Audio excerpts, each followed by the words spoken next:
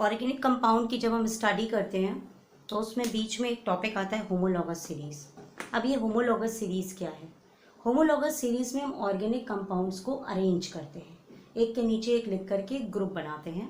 तो किस तरीके से उन ग्रुप्स को बनाया जाता है, किस तरीके से अरेंज करते हैं? तो arrangement of organic compounds according to dependence upon some properties and that group is termed as homologous series. मतलब कंपाउंड्स को एक पर्टिकुलर तरीके से अरेंज किया जाता है और डिफरेंट तरीके की होमोलॉगस सीरीज बनाई जाती है। तो जब हम होमोलॉगस सीरीज बनाते हैं तो उसमें क्या खास बात होती है? तो homologous series is the group of organic compounds, यानी इस होमोलॉगस सीरीज में सिर्फ ऑर्गेनिक कंपाउंड्स की ग्रुपिंग होती है, यानी ऐसे कंपाउंड्स जिनके अंदर कार्बन, हाइड्रोजन और ऑक्सीजन होता है, या कार्बन या हाइड्रोजन होता है। ऑर्गेनिक कंपाउंड्स की ही ये ग्रुपिंग होती है। दे हैव सिमिलर स्ट्रक्चर, और वो जो कार्बन ऑर्गेनिक कंपाउंड्स होते हैं, अगर हम उनके स्ट्रक्चर लिखते हैं, ठीक है, तो उनका स्ट्रक्चर एक जैसा होता है। यानी अगर एक सीरीज के कंपाउंड है तो उनके स्ट्रक्चर एक जैसे, अगली सीरीज के कंपाउंड है सारे तो उनके स्ट्रक्चर एक जैसे। एंड सिमिलर केमिकल प्रॉपर्टीज, यानी जो उस ग्रुप का, जैसे मान लीजिए आपका कोई एक होमोलॉगस सीरीज हम बनाते हैं, उसमें कोई कंपाउंड ए है, कोई बी है, कोई सी है, तो जो इसका स्ट्रक्चर होगा वही इसका होगा, वही इसका होगा। जो केमिकल प्रॉपर्टीज ये शो करेगा वही ये शो करेगा, वही ये शो करेगा। तो इसका मतलब it is the group of organic compounds having similar structure, similar chemical properties. ये मेन बात है। उसके अलावा ये जैसे आपस में जो दो कंपाउंड हैं, एक के बाद एक, ए और सी नहीं, ए और बी, सक्सेसिव जो कंपाउंड्स हैं, इनके बीच में CH2 का डिफरेंस होगा। There is a difference of CH2 group. A और सी में नहीं, ए और बी में, या बी और सी में, सक्सेसिव जो आपके ऑर्गेनिक कंपाउंड्स आ रहे हैं उनके बीच में CH2 का ग्रुप का डिफरेंस होगा। तो that means homologous series and they have successive compounds differ by CH2 group। तो एक एग्जांपल आपके सामने ले रही हूँ, C2H6। देखिए ये ऑर्गेनिक कंपाउंड है, it contains carbon and hydrogen. C3H8, C4H10, मान लीजिए ये हमारी एक होमोलॉगस सीरीज है। तो अगर आप इन दोनों में देखिए कितना C और H का अंतर है, यहाँ C के 2 है, यहाँ C के 3 है, तो एक C ज्यादा हुआ, यहाँ 6 है, यहाँ 8 है, तो H2। देखिए इनके बीच में डिफरेंस कितना है? CH2। आप यहाँ डिफरेंस निकालिए, देखिए CH2, लेकिन इसमें CH2 नहीं है। That means successive compounds differ by CH2। तो this is the homologous series. Homologous series is the group of organic compound having similar structure, similar chemical properties. इनकी केमिकल प्रॉपर्टी सिमिलर होती है, ठीक है। हमारे किसी भी कंपाउंड के अंदर दो तरह की प्रॉपर्टी होती है, एक होती है फिजिकल, एक होती है केमिकल। तो फिजिकल इसमें चेंज होती है, लेकिन केमिकल प्रॉपर्टी सेम होती है। कुछ और कैरेक्टरिस्टिक्स होती है होमोलॉगस सीरीज को, उसको थोड़ा और डिटेल में बताती हूँ, तो आप इसको नोट कर लो।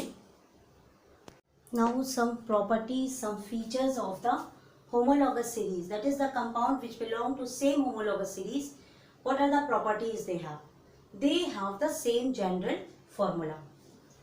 That means if we write their formulas, we have same general formula. For example, we have two homologous series. We have a series of alkane and we have the series of alkene. What is alkane and alkene? All the compounds having general formula CnH2n plus 2, they are termed as alkane, and CnH2n, they are termed as alkene. That means they have same general formula. तो इसमें जैसे हमारा हो जाएगा CH4, C2, 2 2 4, 2 6, C3, 3 2 6, 7 8। अगर यहाँ पर देखते हैं तो C एक हिसाब से ये CH2 होगा, लेकिन ये नहीं पाया जाता, ठीक है। C2H6, this is the first member of this homologous series. Then C3, 2 2 4, C3H6, then C4H8। तो आप ये देखिए, they have same general formula. All the compounds in this homologous series have same general formula. All the compounds in this series have same general formula. ये मैंने कैसे निकाला? जैसे ये फर्स्ट केस है, n को मैंने 1 रखा, ये 1 हो गया, 1 2 ज़ा 2 और 2 और 2 4. इसी तरह ये देखिए 2 रखा अगर तो 2 2 ज़ा 4 और 2 6. अब आपको समझ में आ गया होगा. तो all the organic compounds will belong to same homologous series, have shares the same general formula. They have successive compounds differ by CH2 group. ये मैंने अभी समझाया कि अगर हम इन दोनों के बीच में हम डिफरेंस निकालें तो देखिए एक C कम है, 2 H कम है.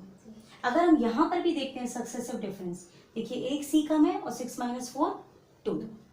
यहाँ पे आप चेक कर सकते हैं 1 C कम है, ये 2. तो all the compound successive compounds differ by the CH2. Clear? कोई भी होमोलॉगस सीरीज CH2 का ही डिफरेंस आता है. अब similar chemical properties, they show similar chemical properties but physical properties changes gradually. लेकिन फिजिकल प्रॉपर्टीज इनकी सेम नहीं होती, बल्कि इसकी धीरे धीरे करके बदलती हैं. इनकी properties they changes gradually. Clear?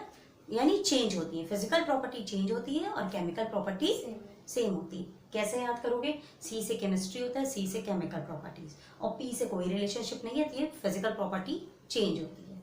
इसके बाद they prepared by same general method. तो हर कंपाउंड का प्रिपरेशन लेबोरेटरी में किया जाता है. तो इस सीरीज के जो कंपाउंड है, जिस प्रोसेस से इसको हम लैब में बनाते हैं, वही सेम प्रोसेस इसके बनाने में करते हैं, वो सेम प्रोसेस इसमें. तो जब हम लैब प्रिपरेशन पढ़ेंगे कि किस तरीके से कंपाउंड बनता है, तब आप वहाँ पर इस चीज़ को ऑब्जर्व करेंगे. तो they are prepared by same general methods. Organic chemistry जब हम पढ़ते हैं तो उसमें एक वर्ड आता है अल्काइल ग्रुप. नॉमेनक्लेचर मैं बताने जा रही हूँ, उसके पहले कुछ छोटे छोटे टर्म्स हैं. ये बेसिक है ऑर्गेनिक केमिस्ट्री को समझने के लिए, जिनको बिल्कुल ऑर्गेनिक केमिस्ट्री कभी नहीं आती. यानी आप इसको 9th-10th स्टैंडर्ड समझ लीजिए, जब ऑर्गेनिक केमिस्ट्री स्टार्ट होती है और हमें कोई कुछ बताने वाला नहीं होता. 12th स्टैंडर्ड के बच्चे अगर इस वीडियो को देख रहे हैं तो उनके काम का नहीं है. बहरहाल ये अल्काइल ग्रुप है. अल्काइल ग्रुप क्या होता है? आपने इसके पहले पढ़ा कि आपके पास कार्बन चेन ऐसे करके लिंक होती है. ठीक है? ये आपका सैचुरेटेड कंपाउंड है. ठीक? क्योंकि इसमें सिंगल बॉन्ड में आपके ये दोनों जो है ये अनसैचुरेटेड है. यानी जब डबल बॉन्ड हो या ट्रिपल बॉन्ड हो. अब बेटा ये दोनों ही अनसैचुरेटेड है. जो डबल बॉन्ड है इसको हम अल्कीन भी कहते हैं, और जो ट्रिपल बॉन्ड है इसको हम अल्काइन कहते हैं, और जो सिंगल बॉन्ड होता है उसको हम अल्कीन कहते हैं. क्लियर? तो यानी what is difference between saturated and unsaturated compound? Those organic compounds which are connected with each other by single bonds, they are simply termed as saturated compounds, and they have generally known as alkane series. And the organic compounds which have multiple bonds between carbon atoms, either they have double bonds, either they have triple bonds, they are termed as unsaturated bonds. Unsaturated organic compounds. And unsaturated organic compounds can be categorized into two, alkene and alkyne. In alkene we have double bond, and in alkyne Y we have triple bond. Now the general formula for alkane is CnH2n plus 2. For alkene we have CnH2n minus H2n, and here we have CnH2n minus 2. This is the general formula. What is the use of that thing and what is N etc. I am going to explain you. We just take n is equal to 2 for example. तो यहाँ पर हमने n is equal to 2 रखा, तो C2 हो गया ये. 2 2s are 4, 4 plus 2 6. So in this way we can prepare the formula for an alkane compound, or this formula is known as ethane. Okay, why it is ethane and why some compounds have different formula I will tell you later. Now here when we put 2, we have C2H4. 2 2s are 4. Now here we have C2. 2 2s are 4. 4 minus 2 2. Clear? In this way, this is the use of the general formula, that is they are used in order to write the formula. Okay, now one thing more I want to share with you before proceeding. If n is equal to 1, we add meth. For n is equal to 2, we add eth. N is equal to 3, prop. N is equal to 4, but. N is equal to 5, pent, and so on. You can get this list from your book. Okay, that's why there we have used 2. So we follow the eth. Then how this eth is used? See here. For 2 we write eth. Clear? And here we have ane. A-N-E. That means the compounds in which we have single bonds, we add ane. Just see in the blackboard. This is the suffix we add. Suffix means all the words which we added in the last. It is also used in nomenclature. So be careful. We used eth for 2 and ane as a suffix. Clear? For the bonds where we have single bonds. Clear? Now this is ene. Okay. Now 2. So we have eth, then ene. So its formula become ethene. We also have some more formulas, ethyl, methyl, etc. Yeah, methyl bromobenzene. You have seen different types of formula. But this is the IUPAC name and it's very easy to write. So generally don't prefer the common names and don't be confused in writing and learning generally common names in the starting, because they will make you chemistry a little bit harder to learn. Okay, so just prefer to IUPAC names which is given to your book, so that chemistry in a starting becomes easy to learn for you. Now the third one, we have eth, then Y-N-E. Clear? So where we have triple bonds, we just add the suffix YNE, and with the point we have double bond, we add the suffix ENE. It's clear? Now the topic which I want to share with you, alkyl group. Now the turn for the alkyl group. I am going to explain you.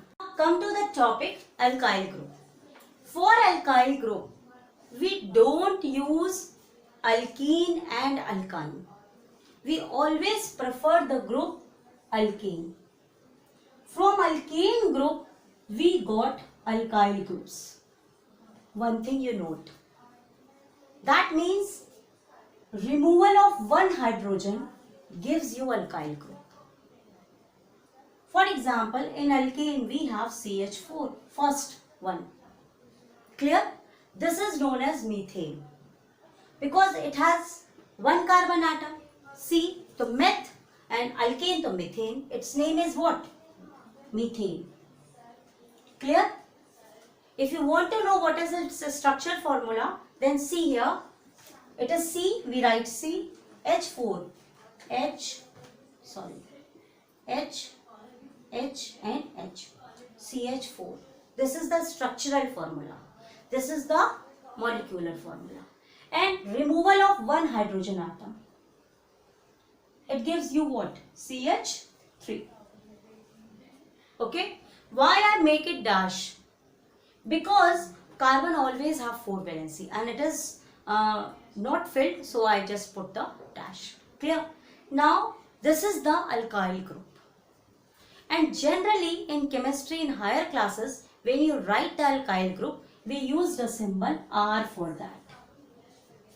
If anywhere it is R, then you just learned it is the alkyl group. Okay? It is not only for CH3. केवल ये CH3 के लिए नहीं है कि ये CH3 होगा तभी वो alkyl group है. ये हमारे इसकी second homologous series, third homologous series, किसी भी सीरीज में जाओगे. For example we have C4. अगर हमने C4 लिया, we have the formula CnH2n+2. Clear? 4 2s are 8, 9, 10. We have the formula what? C4H10. And what is its name? For the 4, we have but. Then A. Don't write in the notebook. Firstly, see on the blackboard. After that, you will write. Then I will repeat. Clear बेटा? नहीं तो समझ में नहीं आएगा. C4H10. और बेटा जो वीडियो देख रहे होंगे पॉज करके बाद में नोट कर लेना, लेकिन अभी समझ लो पहले. C4H10. तो 4 atoms of carbon, that is but, and single bonds are attached. It is alkane, so it is ane. Now removal of one hydrogen. What the formula becomes? C4H9. Clear? It is not CH3. It is C4H9. It is also an alkyl group.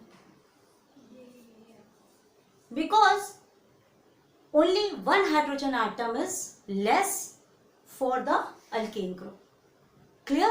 तो ये नहीं कि केवल CH3 है तो वो R है. Alkane group में से अगर एक H निकल जाता है तो वो अल्काइल ग्रुप है. ये बात क्लियर हो गई? अब इसका नाम क्या होगा?